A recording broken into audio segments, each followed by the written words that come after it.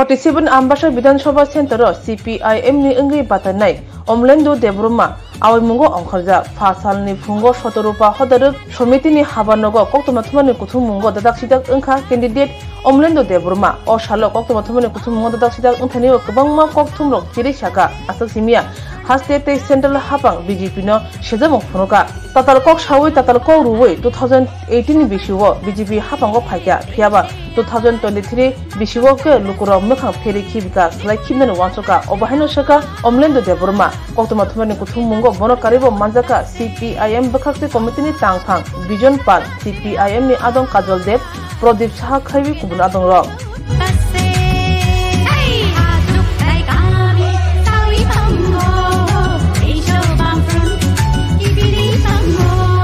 Media কে বিশেষ করে আম্বাসা যারা উপস্থিত হয়েছেন প্রেসের যারা বন্ধুগণ আছেন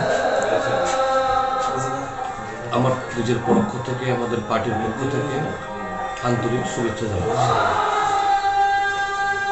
আগামী 16 ফেব্রুয়ারি ত্রিপুরা রাজ্যের ত্রয়োদশ বিধানসভা নির্বাচন। এই নির্বাচনে 47 বিধানসভা কেন্দ্রে সিপিআইএম এর মনোনীত প্রার্থী আমাকে করেছে কংগ্রেস দল আমাকে সমর্থন করেছে, যেটা আমাদের রাজ্যে বাম এবং কংগ্রেসের জোট। 47 বিধানসভা কেন্দ্রের ব্যাপক আমাদের পার্টির পক্ষ থেকে বাম এবং কংগ্রেসের পক্ষ থেকে ব্যাপক প্রচার চলছে। ইতিমধ্যে আমরা বিভিন্ন জমায়েত করেছি, ছোট ছোট পাড়া সভা করেছি, বাড়ি বাড়ি আমরা জনসংযোগ করেছি, প্রচার করছি। এটা অব্যাহত থাকবে এবং ব্যাপক সাড়া পাচ্ছি মানুষের কাছে। কি বৃদ্ধ বৃদ্ধা, কি যুবক যুবতী, কি মহিলা, যারা 18 বছর উত্তীর্ণ হয়েছে, ছাত্রছাত্রী এমন আছেন, অনেক নতুন ভোটার, তারা বলছে যে 47 বিধানসভা কেন্দ্রের বাম কংগ্রেসের জোটের প্রার্থী 100% জয় নিশ্চিত। কোনো চিন্তা মানুষের আমাদের আম্বাসা বিধানসভা কেন্দ্রের মানুষের এটার কোনো প্রভাব পড়বে না। উল্টো মানুষ তাকে ঘৃণা করছে, মানুষ তাকে বিশ্বাসঘাতকতা বলছে। বিজেপি বলছে বাম যুক্তি অশুভ জোট কাকে বলে? অশুভ জোট হচ্ছে যারা মানুষের জন্য অশুভ করে। আমাদের সরকার বিজেপি পার্টিকে সরাতে চায়, বিজেপি সরকারকে তারাকে উঠাতে চায়। আমাদের রাজ্যে বিজেপি যা করেছে মানুষ ঘৃণা করছে, মানুষ খুব প্রকাশ করছে, মানুষ বলছে আমরা ভুল করেছি বিজেপিকে এনে। এই বিজেপি গণতন্ত্রকে ধূলিসাৎ করছে, বিজেপি ধর্ম নিরপেক্ষতাকে ধূলিসাৎ করছে, বিজেপি সংবিধানকে মানছে না, বিজেপি মানুষের কথা বলার স্বাধীনতা কেড়ে নিয়েছে। তাহলে এই যখন গণতন্ত্র যখন থাকে না, ব্যক্তি স্বাধীনতা, মত প্রকাশের স্বাধীনতা যখন থাকে না, এই অধিকার যখন থাকে না, সংবিধান রক্ষা করা যখন দায় হয়ে পড়েছে, তখন সিপিআইএম, বামফ্রন্ট, কংগ্রেস মানুষের জন্য, মানুষকে বাঁচানোর জন্য, সংবিধানকে বাঁচানোর জন্য, মানুষের গণতন্ত্রকে পুনরুদ্ধার করার জন্য, মানুষকে রক্ষা করার জন্য সিপিআইএম, বামফ্রন্ট, কংগ্রেস জোট করেছে। এটা কোনোভাবেই এই আম্বাসা এখানে আমরা বিপুল ভোটে আমরা জয়যুক্ত করব। এবার বিধানসভা নির্বাচনে 47 আম্বাসা বিধানসভা কেন্দ্রে বিজেপি গুহারা হারবে। তারা কল্পনাই করতে পারবে না কত মার্জিনে তারা যে হারবে।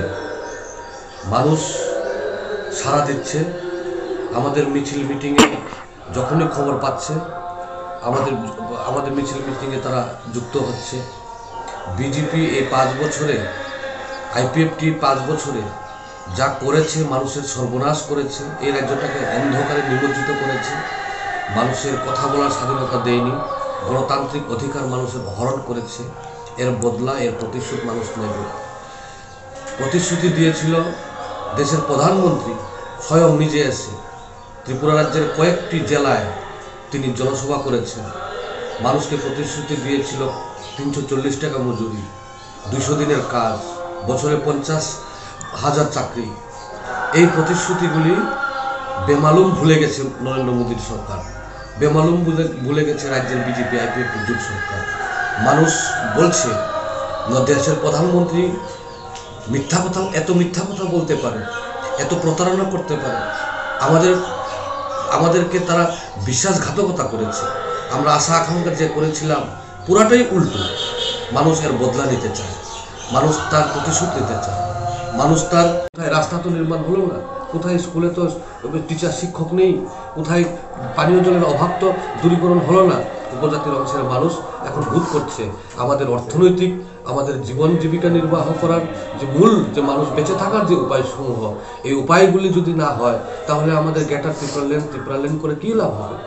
এটাই মানুষ বলছে যে এখন বামফ্রন্টই বিকল্প, যে বামফ্রন্ট শিক্ষার ক্ষেত্রে একটা উন্নয়নের যে কাজ, শিক্ষার ক্ষেত্রে উপজাতি এলাকায় করেছিল, রাস্তাঘাটের জন্য বামফ্রন্ট সরকার যে প্রয়াস নিয়েছে, রাস্তাঘাট করেছে, নির্মাণ করেছে, স্বাস্থ্যর ক্ষেত্রে, পরিষেবার ক্ষেত্রে বিগত বামফ্রন্ট সরকার যে কাজ করেছিল, এটাকে আরও উন্নত করা, এটাকে আরও প্রসারিত করা, এটার জন্য বামফ্রন্ট সরকার প্রতিজ্ঞাবদ্ধ।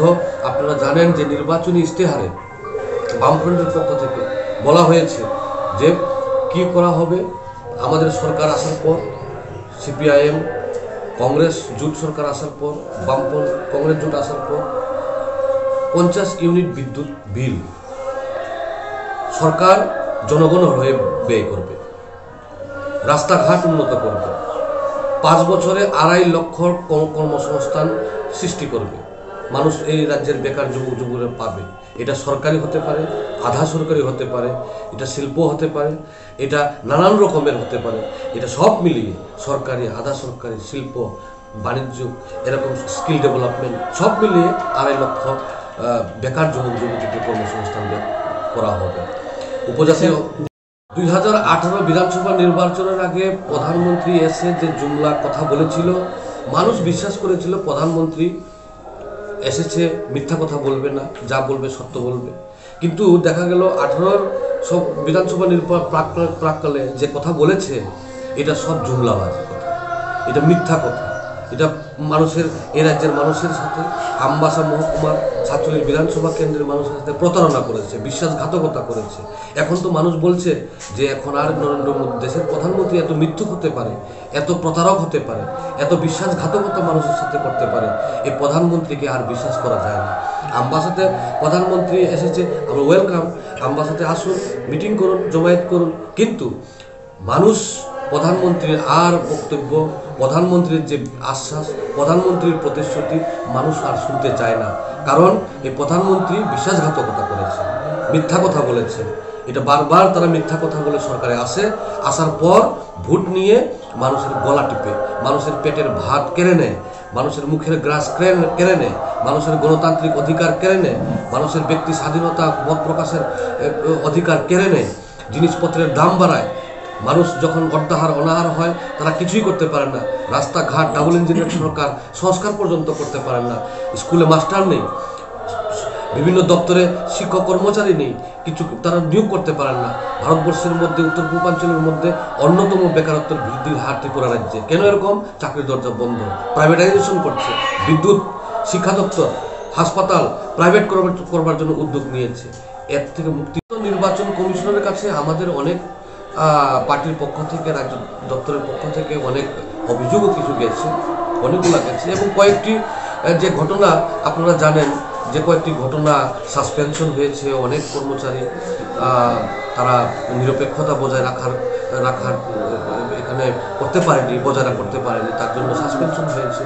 এবং এখন পর্যন্ত দেখা যায় যে ইলেকশন কমিশন নিরপেক্ষতাই বজায় রাখছে, এবং আমরা বিশ্বাস করি ইলেকশন কমিশন এটা বজায় রাখবেন।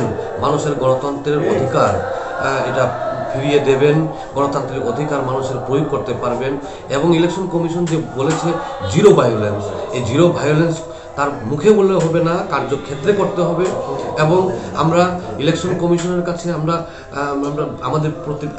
বিশ্বাস করি, টিএন সেশনের আমলে আমরা দেখেছি ইলেকশন কমিশনের কাছে যে ক্ষমতা আছে, টিএন সেশন যেভাবে প্রয়োগ করেছে এই রাজ্যে গণতন্ত্র রক্ষা করার ক্ষেত্রে, আমাদের সিইউ এখনকার যে আমাদের ইলেকশন কমিশন এটা তারা রক্ষা করবে আমাদের আশা আছে।